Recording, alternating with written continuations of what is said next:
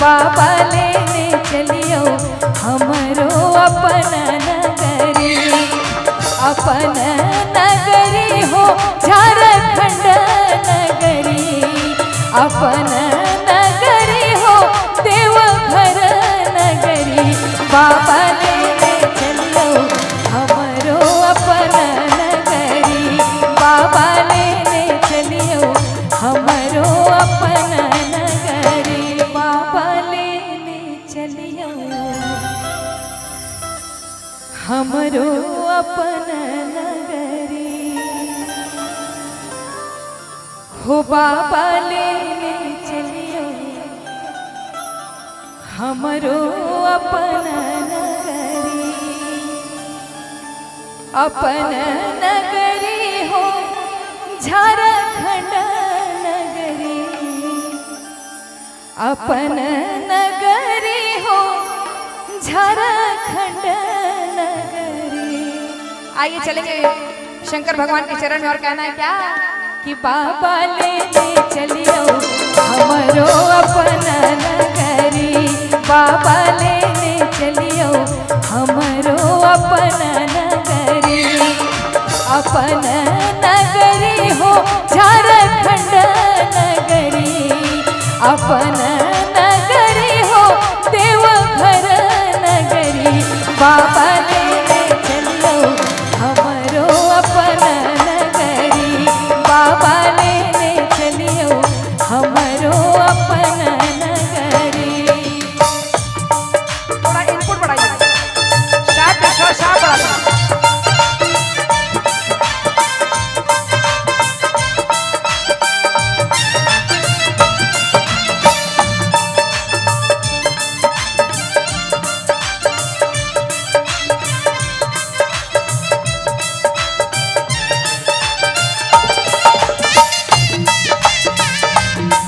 हमरो अपन नगरी, बाबा लेने चलियो हमरो अपन नगरी।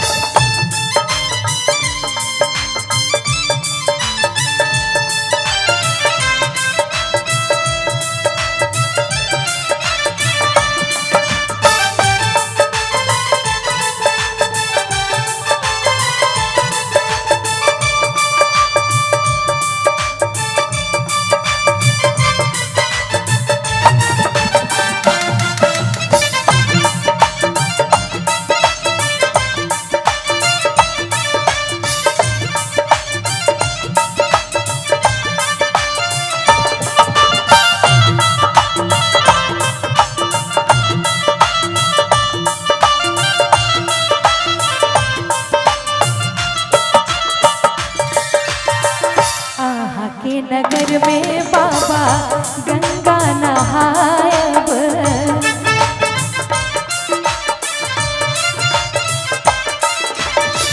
आहा के नगर में बाबा गंगा नहायब, आहा के नगर में बाबा गंगा नहायब।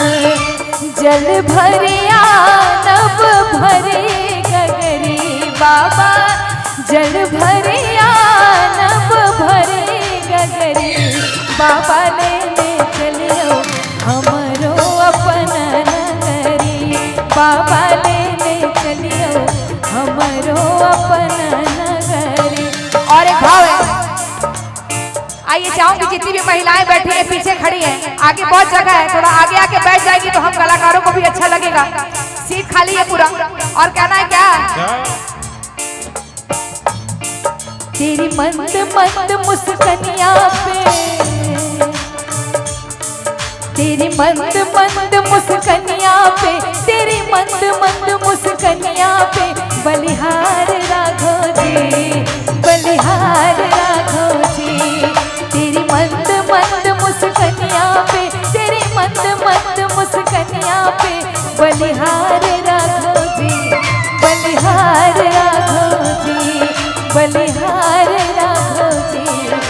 बलिहार राघव जी।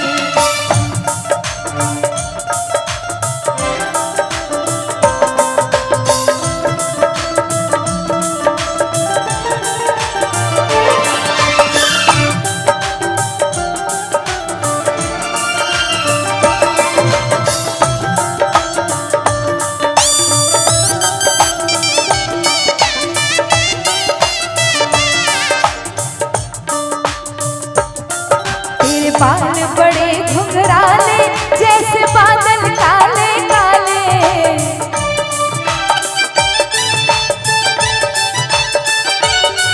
तेरे बाल बड़े घुंघराले जैसे बादल काले काले।